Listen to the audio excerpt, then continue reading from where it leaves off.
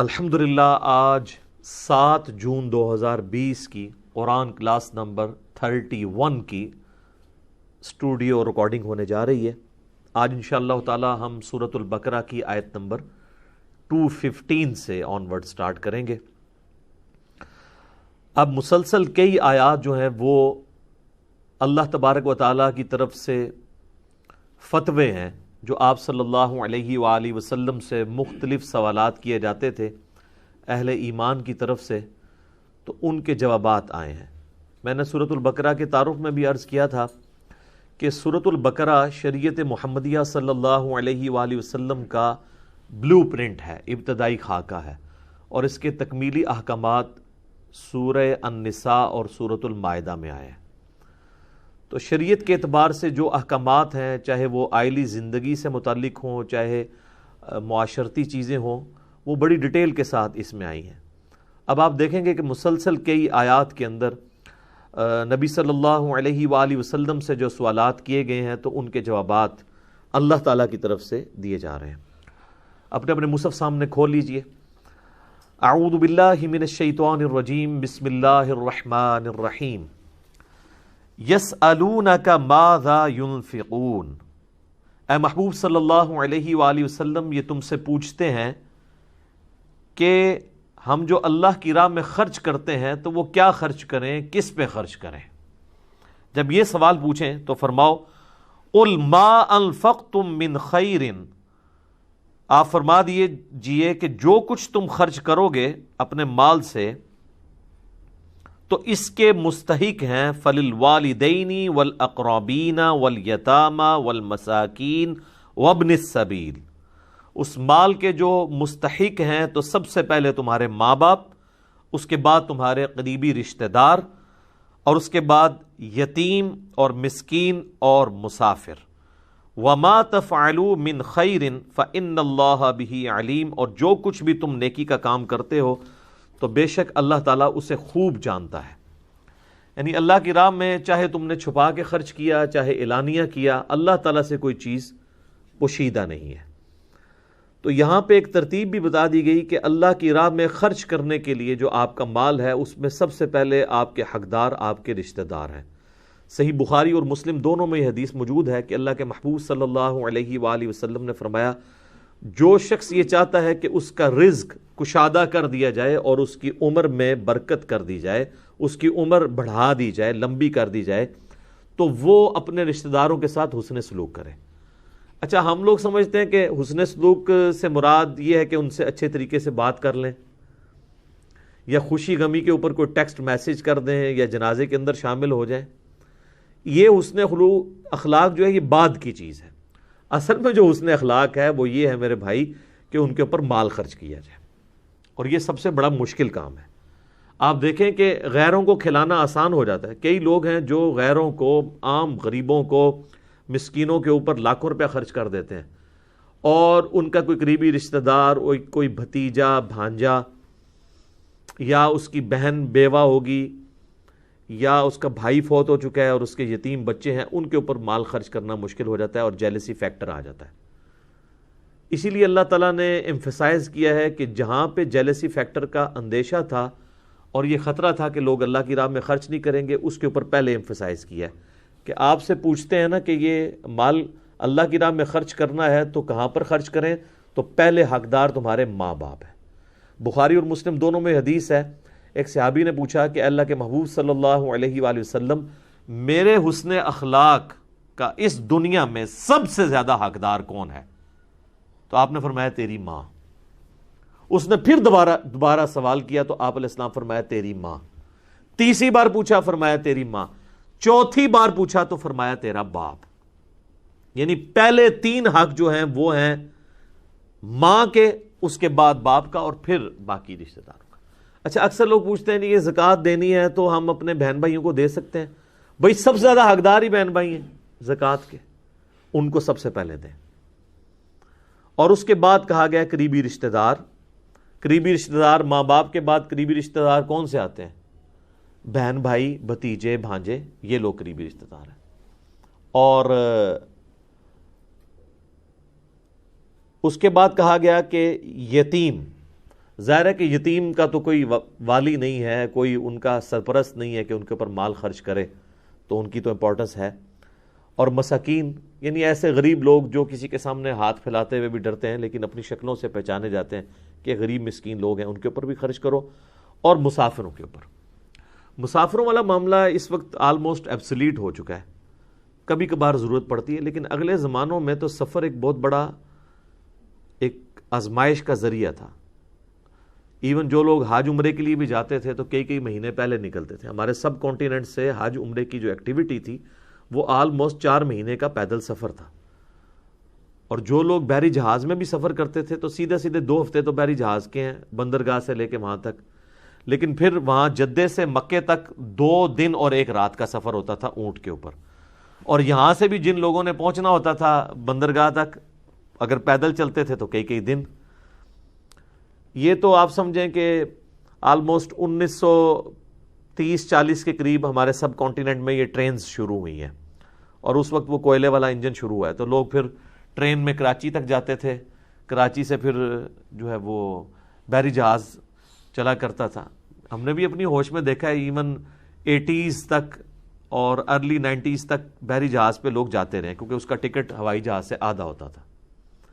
بلکہ پہلا بحری جہاز جب جایا کرتا تھا تو اس وقت کا جو پریزیڈنٹ یا پرائم منسٹر وہ سی آف کرنے کے لیے یہ ایک ایکٹیویٹی ہوتی تھی ان کی. وہ پاکستان کا وہ جو بحری جہاز اس کا نام سفینہ رکھا ہوا تھا انہوں نے. تو وہ جو 2 ہفتے کا سفر ہے وہ بھی سی سکنس کے ساتھ ہوتا تھا، لوگوں کو الٹیاں اور یہ وامٹنگ والا سلسلہ ان کے ساتھ ہوتا تھا، اور پھر خوف الگ سے. یہ تو اللہ کا شکر ہے کہ یہ بوئنگ اور ایئر بس جہازوں کی فلائٹس جب عام ہوئی ہیں تو اس کی وجہ سے لوگوں کے لیے حج عمرہ آسان ہوا ہے. بوئنگ 747 کی جو پہلی فلائٹ ہے وہ 1972 میں حج کے لیے شروع ہوئی ہے. آپ ذرا سٹیٹسٹیکل ڈیٹا اٹھا کے دیکھیں کہ 1972 سے پہلے جتنے لوگ حج کرتے تھے نا، 1972 کے بعد چند سالوں میں اس سے ڈبل لوگ حج اور عمرے پہ جانا شروع ہو گئے، اور اس سے بعد چند سالوں کے بعد 3 گنا 4 گنا، اب تو خیر 10-20 گنا ہو چکے ہیں.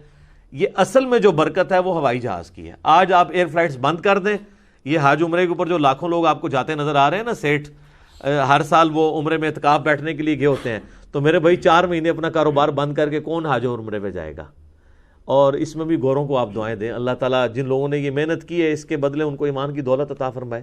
یہ بڑی نیکی کر دی ہے. کہاں پہ 4 مہینے کا سفر سب کانٹیننٹ سے، اور کہاں پہ ایگزیکٹ 4 گھنٹے میں آپ اسلام آباد سے جدے 4 گھنٹے کے اندر اتر جاتے ہیں، آپ کو پتہ بھی نہیں چلتا. اگر پیچھے کی تھکاوٹ ہے تو آپ 4 گھنٹے سوتے ہیں تو اچانک اناؤنسمنٹ ہوتی ہے کہ جی اتر جائیں، اور وہ ایئر کنڈیشن ماحول، کھانا بھی آپ کے سامنے پیش کیا جا رہا ہے. اب ذرا آپ ان 4 مہینوں کو امیجن کریں جس میں آپ کو جنگلوں کا سفر کرنا ہے، وہاں پہ آپ کو راستے سے قافلے لوٹنے کا اندیشہ ہے، جنگلی جانوروں کا اندیشہ ہے، راتیں 4 مہینے میں کتنی آنی ہیں. ایک رات گھر سے باہر گزارنا مشکل ہو جاتی ہے، اور جنگلوں میں اگر آپ کو 4 مہینے کی راتیں روزانہ رات گزارنا ایک ایکٹیویٹی ہوتی تھی. لوگ رات کے وقت الاؤ یعنی یہ بڑی بڑی آگ جلایا کرتے تھے کہ بھئی جنگلی جانور نہ حملہ کر دیں، اور کچھ لوگ رات کے وقت پہرا کر دیا کرتے تھے. آپ امیجن نہیں کر سکتے، وہ زندگی میں وہ ایک حج کرنا بھی مشکل ہے. یہ آج کل جو حج جو ہے وہ مذاق بنا ہوا ہے. آلموسٹ آپ دیکھ لیں ہر سال لوگ حج عمرے پہ گئے ہوتے ہیں. تو یہ ایئر فلائٹس کی برکتیں، ادروائز تو یہ آلموسٹ بڑا مشکل کام تھا. اس وقت انسان کو یہ قدر آتی ہے کہ واقعی یار یہ اسلام کا 5واں فرض ہے. ابھی تو فیل ہی نہیں ہوتا، لوگ اسے ایک پکنک کے طور پہ لے رہے ہوتے ہیں، اور یار حج بھی کرنا ہے، کر لیں گے آپ پہ انشاءاللہ. اردو جناب جو حج کرتا تھا پھر وہ وہاں پہ بھی جا کے جو ایکٹیویٹیز تھیں، ہوٹلوں میں رہنا، ریگستانی سفر. کئی لوگ تو مدینہ شریف جاتے ہی نہیں تھے کہ بھئی وہ حج کا حصہ نہیں ہے، واپس آ جایا کرتے تھے کہ اتنی تکلیف ہم مزید سفر کی کیسے کاٹے. ظاہر ہے فیملی کے ساتھ مشکل ہوتا تھا. صفا اور مروہ کی سعی جو اس وقت چلڈ ماحول کے اندر ہو رہی ہے، یہی بہت بڑی ایکٹیویٹی تھی. لوگ جو جب وہ بازاروں کے اندر سے گزر کے وہ 7 چکر لگانے پڑتے تھے تو اتنی لو کے اندر لگ پتہ جاتا تھا. آپ ذرا ادھر مجھے 7-8 کلومیٹر پیدل چل کے بتائیں نا دھوپ کے اندر، تو آلموسٹ 7-8 کلومیٹر بن جاتے ہیں صفا مروہ کی جو صحیح ہے، اور اتنی گرمی کے اندر ایک مشکل ایکٹیویٹی ہوا کرتی تھی.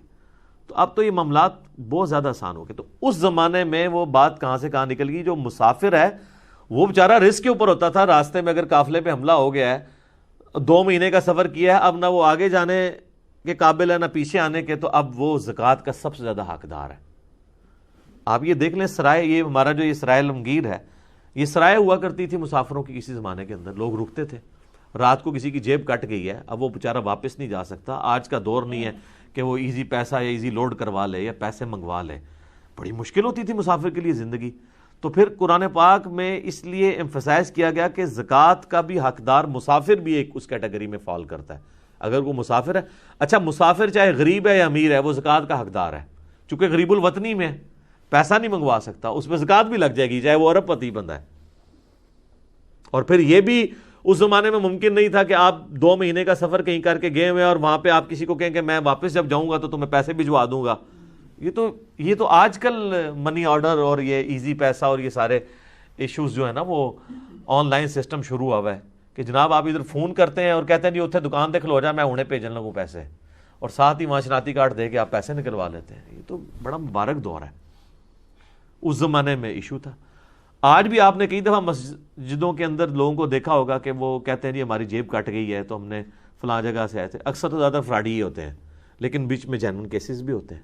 تو اس کا میں نے کئی دفعہ حل بتایا کہ اس کا حل یہ ہے کہ اگر آپ نے اس طرح کے لوگوں کو اکاموڈیٹ کرنا ہے، ان کے ہاتھ میں پیسے نہ دیں، کیونکہ وہ آپ کی مسجد سے نکل کے ایک اور مسجد میں جا کے کرایہ لیں گے، پھر بازار میں بھی کھڑے ہو کے لوگوں سے کرایہ مانگیں گے۔ اور اس سے بڑا یہ کہ آج کل تو ایک نیا ورژن آ گیا جس میں ایک چھوٹا سا بچہ ایک عورت نے اٹھایا ہوتا ہے، اس کا خامند بھی ساتھ ہوتا ہے، تاکہ ایکسپلائٹ کریں آپ کو۔ کئی تو یہ ہے نا شام کے وقت آج ساڑی دیہڑی نہیں لگی، تو وہ دیہڑی ان کی وہی ہوتی ہے جو لگا رہے ہوتے ہیں مانگنے والی۔ تو ایسے مسافروں کا حال یہ ہے کہ آپ ان کو گاڑی کے اندر بٹھا کے آئیں اور کرایہ کنڈکٹر کے ہاتھ میں دیں، اور اس کو یہ کہیں کہ اگر یہ تم سے کرایہ واپس مانگ کے قریبی کسی سٹاپ پہ اترنے لگے تو کرایہ تیرا، اس کو نہیں دینا،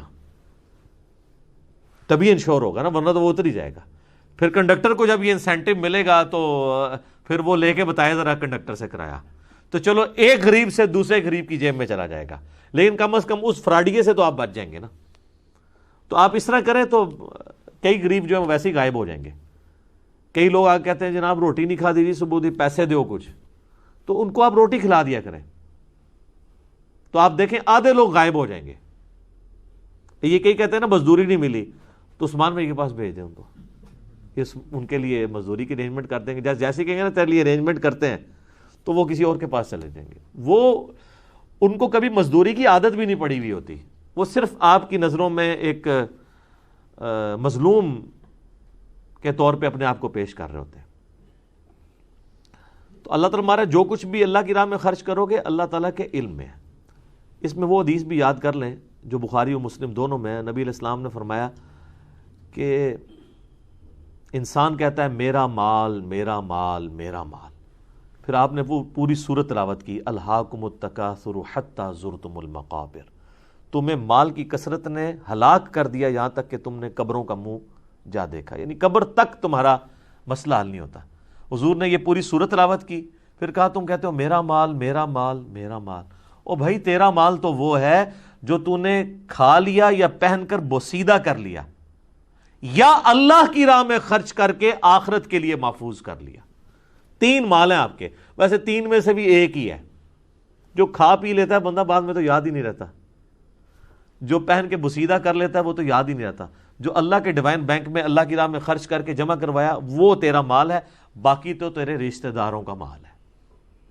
اور بخاری اور مسلم میں ایک اور حدیث ہے، آپ صلی اللہ علیہ وآلہ وسلم نے فرمایا کہ ابن آدم کے پاس اگر سونے کی 2 وادیاں ہوں نا تو یہ تمنا کرے گا کہ تیسری وادی بھی مجھے سونے کی مل جائے، اس کا پیٹ صرف قبر کی مٹی بھر سکتی ہے۔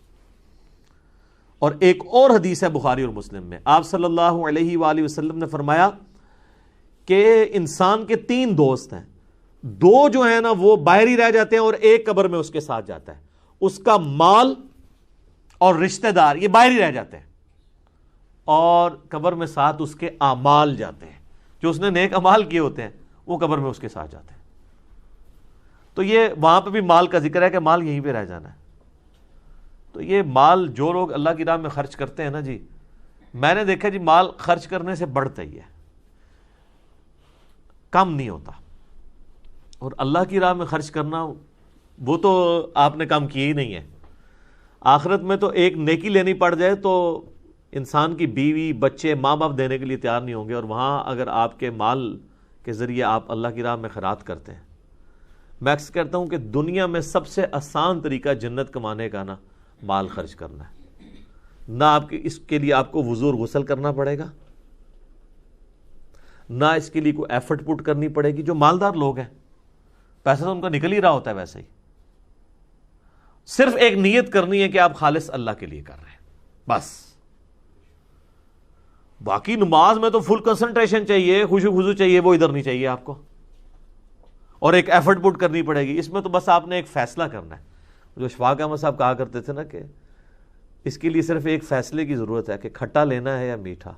طلب سچی ہو اور پیاس جان لیوا ہو تو اللہ تعالیٰ انسان کو خود ہدایت کے راستے تک پہنچا دیتا ہے. تو یہ آپ نے اندر کی وہ کمٹمنٹ اللہ کے لیے شو کرنی ہے. تو یہ مال خرچ کر کے آپ سب سے زیادہ آسانی سے جنت کما سکتے ہیں.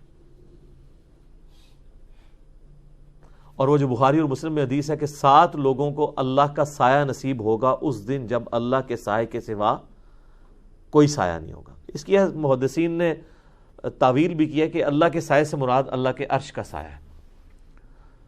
اس میں ایک شخص وہ بھی ہے کہ جو دائیں ہاتھ سے صدقہ کرے اور بائیں کو خبر نہ ہو. قرآن پاک میں سورۃ البقرہ میں ہم پچھلی آیات کے اندر پڑھ چکے ہیں نا کہ اللہ کی راہ کے اندر جو خرچ کرتے ہو نا اس کو لوگوں کو جتا کر اس مال کو ضائع مت کرو. پھر اللہ تعالیٰ نے اس کی مثال دی ہے کہ یہ تو اسی طریقے سے ہے جیسا کہ ایک چٹیل سا پتھر ہو اور اس کے اوپر مٹی پڑی ہوئی ہو اور تیز بارش آئے تو وہ بالکل دھل جائے گا نا. اس طرح تمہارے نام مال سے نیکیاں دھل جائیں گی، ختم ہو جائیں گی اگر تم نے ریاکاری کے لیے نیکی کی. پھر اللہ تعالیٰ نے ایک اور مثال دی کہ ذرا یہ اس کو کے اوپر تصور کرو کہ تم موت کے منہ میں پہنچ چکو، نزع کا عالم شروع ہو جائے، موت تمہاری قریب ہو اور تمہارے چھوٹے چھوٹے بچے ہوں اور تمہارے پاس ایک ہی باغ ہو جس کے ذریعے ان بچوں کا گزر بسر ہوتا ہو، تو تمہیں اپنی موت کے وقت اپنے بچوں کی کتنی ٹینشن ہوگی. جبکہ اچانک اسی حال میں ایک بگولا آئے آگ کا اور تمہارے اس باغ کو بھی جلا دے. موت بھی آ دھمکی ہے، ایک سورس آف انکم تھا وہ بھی اس وقت میں ختم ہو گیا، تو اب تمہیں کتنی ٹینشن ہوگی کہ میرے مرنے کے بعد میرے بچوں کا کیا بنے گا.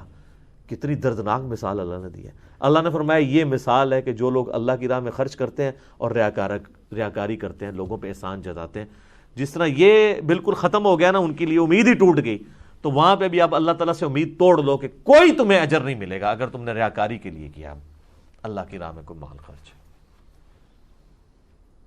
بڑا کریٹیکل ایشو ہے. مجھے حسن بصری کا قول یاد آیا. وہ فرمایا کرتے تھے کہ اگلے لوگ، اب حسن بصری اگر کہہ رہے ہیں کہ اگلے لوگ تو وہ کون ہوں گے؟ صحابہ. 70 صحابہ کی صحبت کی انہوں نے. اگلے لوگ اپنی نیکیوں کو اس طرح چھپایا کرتے تھے جس طرح تم اپنے گناہوں کو چھپاتے ہو. کوئی شخص نہیں چاہتا کہ اس کا گناہ لوگوں کے اوپر آشکار ہو. ایک جو نیکی کا لبادہ اوڑھا ہوا ہوتا ہے. بڑے سے بڑا بدماش بھی جو ہے نا وہ کسی نہ کسی ہلکے اثر میں نیک تصور کیا جا رہا ہوتا ہے، چاہے اپنی اولاد کے سامنے، گھر والوں کے سامنے، کہیں نہ کہیں اس نے لبادہ اوڑھا ہوا ہوتا ہے. تو اگلے لوگ اپنی نیکیوں کو اس طرح چھپایا کرتے تھے کہ کہیں پتہ نہ لگ جائے لوگوں کو، یہ تو ضائع ہو جائے گی. ویسے اگر آپ جنرلی دیکھیں، اگر آپ کو یہ واقعی ضائع ہوتی ہوئی ویڈیو نظر آ جائے، ایک بندے نے 1 لاکھ روپیہ خرچ کیا ہے اور اسے واٹس ایپ میسج آ جائے کہ یہ جو تو نے فلاں بندے کو بتایا تھا نا اور احسان جتایا تھا، تو یہ ویڈیو دیکھ لے، یہ تیرے نامہ مال سے ڈیلیٹ ہو چکا ہے، تو سر کیا حالت ہوگی؟ وہ کہے گا یار لاکھ روپیہ بھی گیا تو بیڑا ہی غرق ہو گیا میرا. لیکن چونکہ آخرت اللہ تعالیٰ نے پردے میں رکھی ہوئی ہے اس لیے انسان کو نظر نہیں آتی. تو نیکیاں بچانے کا طریقہ یہ ہے کہ آپ ان کو چھپائیں. ٹھیک ہے. وہ سفیان ثوری کے بارے میں آتا ہے، محدث تھے رحمہ اللہ تعالیٰ. وہ اپنے کسی جاننے والے کی طرف گئے تو اس نے بڑی خاطر تواضع کی، تو کھانا کھانے لگے نا تو کھانے میں نمک کم تھا. تو انہوں نے اپنے اس میزبان سے کہا کہ یار یہ تھوڑا سا نمک لے کے آؤ. تو اب اس نے اپنی بیوی کو نا پردے سے آواز دی کہ جب میں تیسری دفعہ حج کے لیے گیا تھا نا تو جو نمک لے کے آیا تھا نا حرمین سے وہ تھوڑا سا دو. تو سفیان ثوری نے فرمایا کہ تم نے ایک جملے میں تینوں حج ضائع کر دی ہیں. پہلے 2 بھی ضائع ہو گئے نا, تیسری دفعہ حج سے گیا. اچھا ظاہر ہے کہ اس زمانے میں تو یہاں پہ لوگ دیکھ لیں نا آپ, لوگ کس طرح بتا رہے ہوتے ہیں جی, بلکہ ناموں کے ساتھ حاجی لگایا ہوتا ہے, اور کئی تو اللہ کے فضل سے حاجی ہے بھی نہیں ہے تو تب بھی لوگ ان کو حاجی صاحب کہتے ہیں, پھر بھی ان کو شرم نہیں آتی کہ یار میں یہ اپنے نام کے ساتھ نہ لگواؤں. نمازی تو انہوں کوئی اپنے ساتھ نہیں لگاتا, حاجی لوگ لگا رہے ہوتے ہیں. تو نیکیوں کو چھپانا یہ بہت ضروری ہے. البتہ اس میں شیطان بعض اوقات وسوسہ دیتا ہے کہ جو فرض نیکیاں ہیں نا جی, ان کو چھپانے کے لیے بھی لوگ گھر میں نماز پڑھنا شروع کر دیتے ہیں, تو یہ حرام ہے. یا کوئی کہتا جی میں داڑھی اس لیے نہیں رکھتا کہ بس یہ لوگوں کو نظر آئے گی داڑھی میری اندر ہے. نہیں, جو نبی علیہ السلام نے نیکیاں اعلانیہ کی ہیں نا وہ آپ نے بھی اعلانیہ کرنی ہے, اور جو آپ نے چھپا کے کی ہیں یا ترغیب دلائی ہے وہی کرنی ہے. جو فرائض ہیں ان کے معاملے میں اسی طریقے سے ہے کہ آپ نے ان کو ایکسپوز کرنا ہے. ہاں اس کے بعد نہیں آپ نے کسی کو جتانا, لیکن وہ تو چیزیں ظاہر ہے اعلانیہ ہے, اس کے اوپر تو. اچھا یہ بھی یاد رکھیے گا, اگر کوئی شخص اعلانیہ اللہ کی راہ میں خرچ کرنا ہے نا, آپ نے اس کے اوپر فتویٰ نہیں لگانا کہ اس کا مال ضائع گیا, کیونکہ قرآن پاک میں کئی جگہ ہے کہ اللہ کے نیک بندے وہ ہیں جو اعلانیہ بھی خرچ کرتے ہیں اللہ کی راہ میں اور چھپا کے بھی کرتے ہیں. اعلانیہ بعض اوقات اس لیے کی جاتی ہے کہ لوگوں کو ترغیب مل جائے. ٹھیک ہے, جس طرح غزوہ تبوک کے موقع پر نبی علیہ السلام اعلانیہ ہی لوگوں سے مال جمع کر رہے تھے. ظاہر ہے رومن امپائر سے جنگ کرنی تھی تو ریسورسز چاہیے تھے, اور لوگ اعلانیہ ہی. سیدنا عثمان غنی رضی اللہ تعالیٰ عنہ نے جو ہے وہ 700 اونٹ اللہ کی راہ میں خیرات کیے تھے, تو آپ نے پھر شرفیاں دیں, اور ترمذی کے الفاظ ہیں, آپ اتنے خوش ہوئے کہ آپ وہ شرفیاں یوں اچھالتے تھے اور کہتے تھے عثمان آج کے بعد جنتی ہے چاہے جو مرضی کرے. ٹھیک ہے, یہ حضرت عثمان کو ہی کہا جا سکتا تھا, انہوں نے اس کے بعد جو مرضی نہیں کیا وہی کچھ کیا جو اللہ کی مرضی تھی. ٹھیک ہے, ہمیں تو یہ گارنٹیاں ملتی بھی نہیں نا, تو وہ اللہ سے ڈرنے والے لوگ تھے. تو اعلانیہ بھی بعض اوقات ضرورت پڑتی ہے, وہ اس شخص نے خود اپنی نیت دیکھنی ہے. جس کو یہ خطرہ رہتا ہے کہ میں اعلانیہ کرنے سے ریاکاری ہو جائے گی, وہ چھپا کے ہی کرے. اور جہاں کہیں پہ اعلانیہ کرنا پڑ جاتا ہے, بعض اوقات ایسی ضرورت پڑ جاتی ہے تو ضرور کریں. اور اس میں یہ بھی شرعی مسئلہ یاد رکھیے گا کہ آپ اگر کسی کو زکوٰۃ یا صدقہ دے رہے ہیں نا تو اس کو بتانا ضروری نہیں ہے, بلکہ نہ بتانا ضروری ہے. کئی لوگ کہتے ہیں جی اگر میں بتاؤں گا تو پھر ہی زکوٰۃ ادا ہوگی. بھئی جس کو پتہ ہے نا کہ زکوٰۃ دے رہے ہو اس کو تو تمہارے دل انہ علیم بذات الصدور ہے, تو یہ آپ نے اگلے بندے کی عزت نفس کا خیال رکھنا ہے. عید کے موقع کے اوپر اگر آپ نے کسی کو کپڑے سلوا کے دینے ہیں اور اپنے زکوٰۃ میں سے مال دینا چاہتے ہیں تو آپ اس کو یہ نہیں ہے کہ آپ اس کو یہ کہیں گے کہ میں زکوٰۃ میں سے دے رہا ہوں.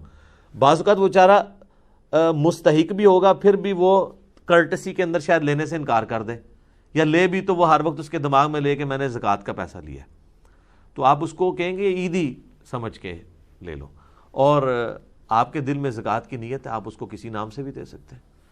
تو وہ اس طرح کا پردہ بھی اس کا رکھنا ضروری ہے. اور صحابہ اکرام علیہم رضوان یہ اس چیز کا اہتمام کیا کرتے تھے. خیر یہ تو انفاق فی سبیل اللہ تو ٹاپک